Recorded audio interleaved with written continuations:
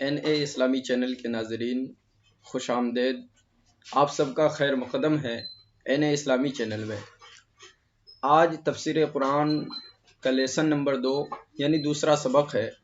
انشاءاللہ تعالی تفسیر قرآن پر آج بحث کی جائے گی اور آپ کو تفسیر قرآن سے بتلایا جائے گا۔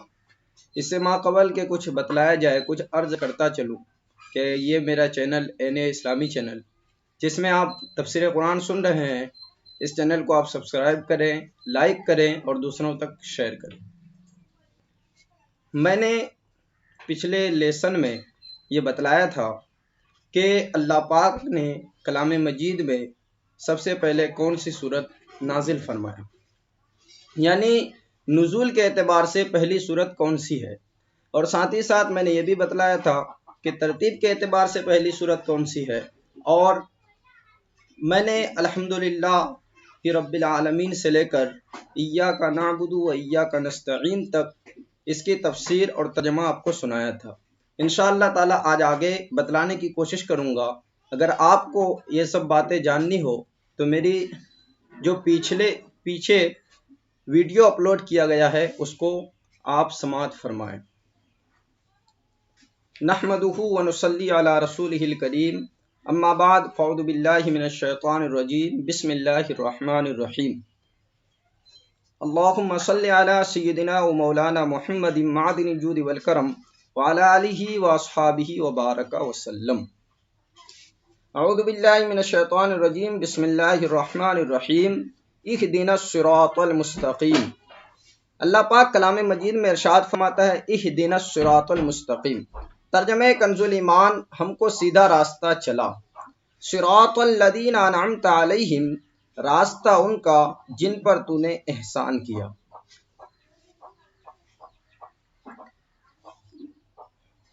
راستہ ان کا جن پر تو نے احسان کیا، تو یہاں سے اس سے مراد کیا ہے؟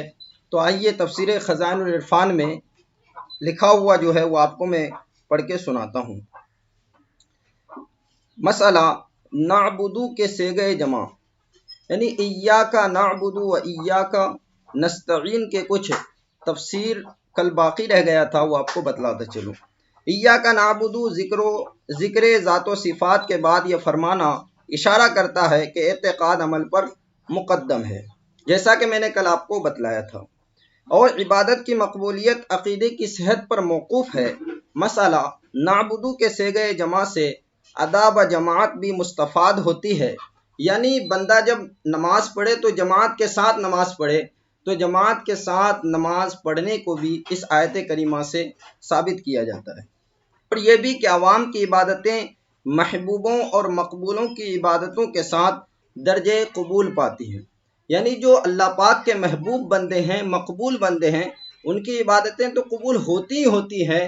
اس صیغہ جمع آیت قرآنیہ جو ہے ایاک نعبدو، اس سے یہ بات پتہ چلتا ہے، یہ بات معلوم ہوتی ہے کہ بندہ جو ہے وہ گنہگار بندہ، جو عام عوام ہے، ہم جیسے جو گنہگار ہیں، ان کی دعائیں بھی، ان کی عبادتیں بھی مقبولوں اور محبوبوں کے برکت سے قبول ہو جاتی ہے اور قبولیت کا درجہ پا لیتی ہے۔ تو اس سے یہ پتہ چلا کہ ہمیں اللہ پاک کے محبوب بندوں سے محبت کرنی چاہیے اور ان سے الفت و محبت رکھنا چاہیے۔ اس میں رد شرک بھی ہے کہ اللہ تعالیٰ کے سوا عبادت کسی کے لیے نہیں ہو سکتی۔ اس آیت کریمہ سے یہ بات بھی ثابت ہوتا ہے کہ اللہ تعالیٰ کے سوا کسی کی عبادت نہیں ہو سکتی۔ ایاک نستعین میں یہ تعلیم فرمائی کہ استعانت خواہ بواسطہ ہو یا بلا واسطہ ہو، یعنی مدد چاہے واسطے کے ساتھ ہو، جیسے مثال کے طور پر آپ اگر کھا رہے ہیں تو یہ واسطہ جو ہے، یہ جو آپ کو روزی دی جا رہی ہے زمین کے ذریعے سے اور طرح طرح کے دکانداروں کے ذریعے سے اناج آپ تک پہنچ رہا ہے، تو یہ ساری چیزیں با واسطہ ہے، واسطے کے ساتھ ہے۔ لیکن کچھ ایسی چیزیں ہیں جو بلا واسطہ ہے، جیسے اللہ پاک آسمان سے بارش برساتا ہے، تو یہ کیا ہے؟ بلا واسطہ ہے۔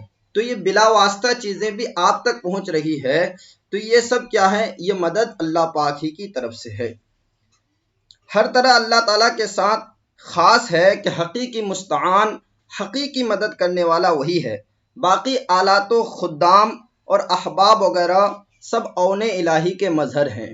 یعنی حقیقی معنوں میں مددگار اللہ پاک ہی ہے، کہ وہی اللہ پاک ہی کی ذات ہے جو ہماری مدد کر رہی ہے، اور اللہ پاک ہی کی ذات ہے جو ہم کو سب کچھ عطا کر رہی ہے، لیکن اس میں کچھ واسطے ہیں، کچھ بلا واسطے ہیں۔ یہ خدام، یہ طرح طرح کے جن سے ہمیں واسطہ پڑ رہا ہے، یہ سب اللہ پاک کے مدد ہی کے مظہر ہیں، کہ اللہ پاک ہمیں مدد ان کے ذریعے کر رہا ہے۔ آگے اللہ پاک ارشاد فرماتا ہے، صراط الذین انعمت علیہم، راستہ ان کا جن پر تو نے احسان کیا، غیر المغضوب علیہم ولا الضالین، نہ ان کا جن پر غضب ہوا اور نہ بہکے ہووں کا۔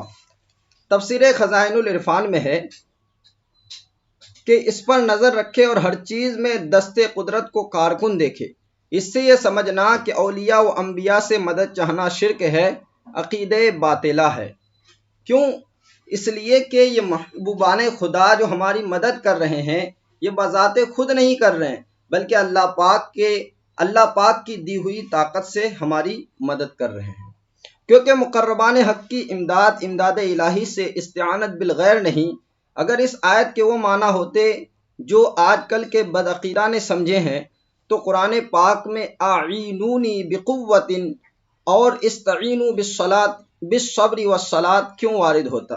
یعنی آج کل جو کچھ لوگ ہیں، بدعقیدہ ہیں، وہ کہتے ہیں کہ انبیاء اور اولیاء سے مدد نہیں مانگنا چاہیے۔ اگر ایسا ہی ہوتا تو اللہ پاک کلام مجید میں بذات خود ارشاد فرماتا ہے، استعینوا بالصبر والصلاۃ، کہ تم مدد چاہو صبر سے اور نماز سے۔ تو صبر اور نماز جو ہے یہ تو اللہ نہیں ہے بلکہ غیر اللہ ہے۔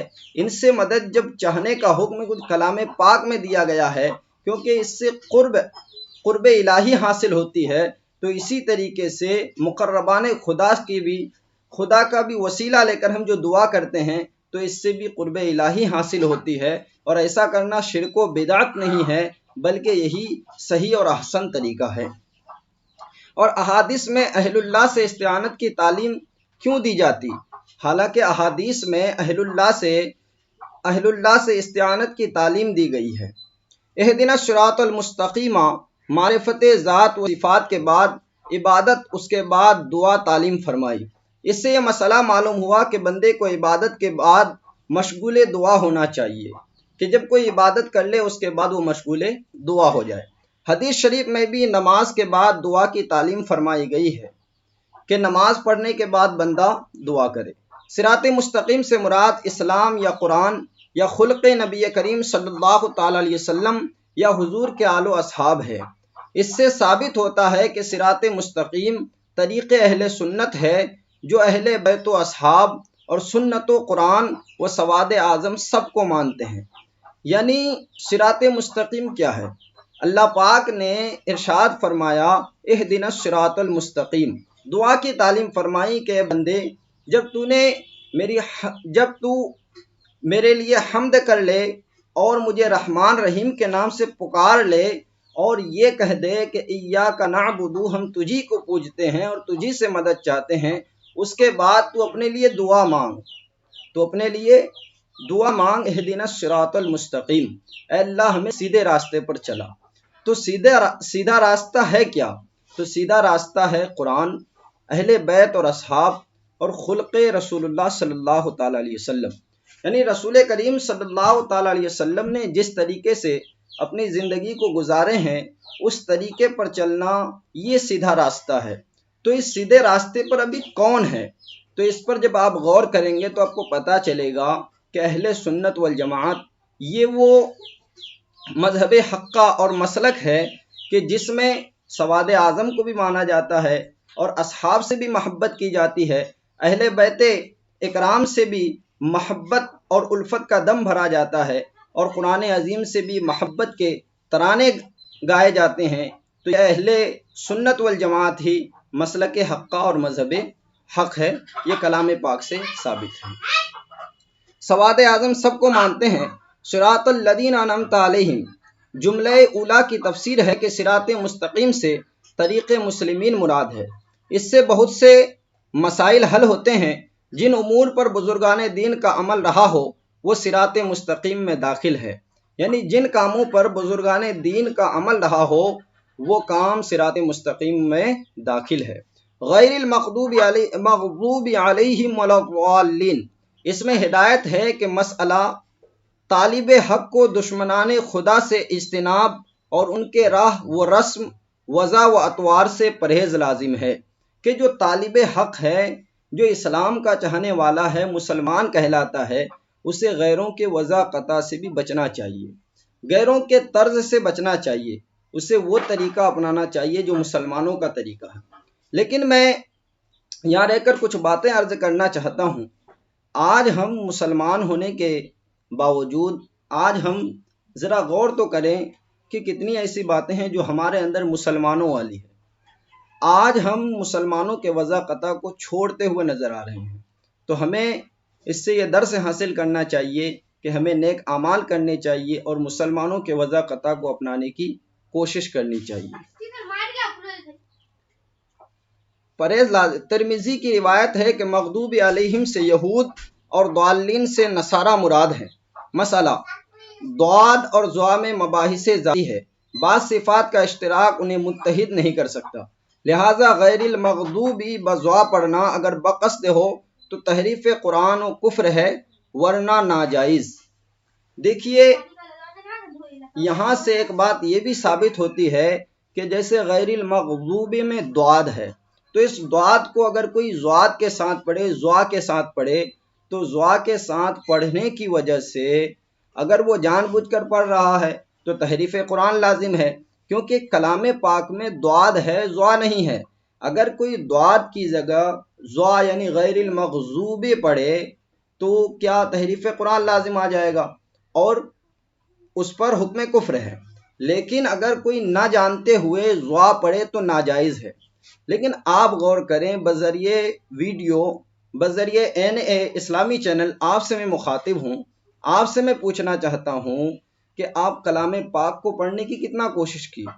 کیا آپ نے صحیح طریقے سے صحیح مخرج کے ساتھ کلام پاک پڑھنے کی کوشش کی؟ کیوں ہم نے آج ہمارے مسلمان کتنے ایسے ہیں جو آج کلام پاک پڑھنا نہیں جانتے، تو آخر ہم پڑھنا کب سیکھیں گے؟ یاد رکھیے ہم پر صحیح طریقے سے کلام پاک تجوید کے ساتھ پڑھنا ضروری ہے۔ اگر ہم تجوید کے ساتھ کلام پاک نہ پڑھیں اور ویسے ہی نمازیں پڑھیں تو ہماری نمازیں بھی قابل قبول نہیں رہے گی، ہماری نمازیں بھی صحیح نہیں ہوگی، کیونکہ ہمیں جو نماز پڑھنی ہے وہ نماز طریق مصطفیٰ کے مطابق پڑھنی ہے، اور حضور علیہ الصلوۃ والسلام نے کلام پاک پڑھنے کا ایک حکم دیا ہے، اور کلام پاک پڑھنے کے جو جتنے قواعد ہیں ان قواعد کے ساتھ پڑھنا ضروری ہے۔ لیکن آج ہمارے بہت سے اسلامی بھائی کہتے ہیں کہ اس لیے میں کلام پاک نہیں پڑھ سکا، بچپنے میں میرے ماں باپ نہیں پڑھائے، اور طرح طرح کے بہانے بناتے ہیں۔ یاد رکھیے آپ چاہیں کتنے بھی بوڑھے ہو گئے ہوں، 40 سال 80 سال 90 سال آپ کی عمر ہو گئی ہو، چاہے کتنی زیادہ بھی آپ کی عمر ہو گئی ہو، 100 سے زائد ہو، اس کے باوجود آپ پر تجوید کے ساتھ کلام پاک پڑھنا ضروری ہے۔ اگر آپ تجوید کے ساتھ کلام پاک نہیں پڑھ سکتے تو فقہ کے روح سے آپ کو یہی حکم دیا جائے گا کہ آپ کی نماز جو ہے وہ قبول نہیں ہو رہی ہے، کیونکہ آپ کوشش بھی نہیں کر رہے ہیں کہ مجھے، آپ کو یہ تو فکر ہے کہ میرا جو گھر ہو اور دوسری چیزیں درست ہو، لیکن آپ کو اپنی نماز کی فکر نہیں ہے کہ میری نماز درست ہو رہی ہے یا نہیں۔ تو نماز درست ہونے کے لیے تجوید صحیح ہونا ضروری ہے۔ تو غیر المغضوبی کو اگر کوئی ضاد کے ساتھ نہ جانتے ہوئے پڑھے تو ناجائز ہے۔ جو شخص ضاد کی جگہ ضا پڑھے اس کی امامت جائز نہیں۔ اگر ضاد کی جگہ کیا پڑھے؟ ضا پڑھے تو اس کی امامت جائز نہیں۔ اب اس کے بعد آمین کا مسئلہ۔ آمین اس کے معنی ہے ایسا ہی کر یا قبول فرما۔ یہ کلمہ قرآن نہیں ہے، یہ کلمہ جو ہے آمین یہ قرآن نہیں ہے۔ سورہ فاتحہ کے ختم پر آمین کہنا سنت ہے، نماز کے اندر بھی اور باہر بھی۔ حضرت امام اعظم کا مذہب یہ ہے کہ نماز میں آمین اخفا کے ساتھ یعنی آہستہ کہی جائے۔ تمام احادیث پر نظر اور تنقید سے یہی نتیجہ نکلتا ہے کہ جہر کی روایتوں میں صرف وائل کی روایت صحیح ہے، اس میں مدبحہ کا لفظ ہے جس کی دلالت جہر پر قطعی نہیں، جیسا جہر کا احتمال ہے ویسا ہی، بلکہ اس سے قوی مد حمزہ کا احتمال ہے، اس لیے یہ روایت جہر کے لیے حجت نہیں ہو سکتی۔ یعنی حضرت امام اعظم رحمۃ اللہ تعالی علیہ فرماتے ہیں کہ نماز میں آمین جو کہنا ہے وہ اخفا کے ساتھ کہنا ہے، آہستہ کے ساتھ کہنا ہے، زور سے نہیں کہنا ہے، آمین بالجہر نہیں بلکہ آمین آہستہ کے ساتھ کہنا ہے۔ تو اب اگر آہستہ جہر کے ساتھ جن جن حدیثوں میں وارد ہوئی ہے کہ آمین جہر کے ساتھ پڑھنا چاہیے، تو ان حدیثوں میں سب سے صحیح وہ وائل کی روایت ہے، لیکن اس میں لفظ جو ہے وہ مدبحہ کا ہے، اور مدبحہ کے لفظ میں جو حمزہ ہے وہ طول پر دلالت کر رہا ہے، تو یہ حمزہ کی وجہ سے یہاں یہ بات ثابت ہو رہی ہے کہ اس کو حجت بنانا یہ صحیح نہیں ہے، کتاب میں لکھا ہوا ہے۔ دوسری روایتیں جن میں جہر و رفع کے الفاظ ہیں ان کے اسناد میں کلام ہے، علاوہ بری وہ روایت بالمعنی ہے اور فہم راوی حدیث نہیں، لہٰذا آمین کا آہستہ ہی پڑھنا صحیح تر ہے، یعنی آمین ہمیں آہستہ ہی پڑھنا چاہیے۔ تو آج کا یہ لیسن ختم ہوا، اختتام پذیر ہوا۔ آپ سے عرض ہے کہ میرے چینل کو سبسکرائب کریں، لائک کریں اور دوسروں تک شیئر کریں اور ثواب جاریہ حاصل کریں۔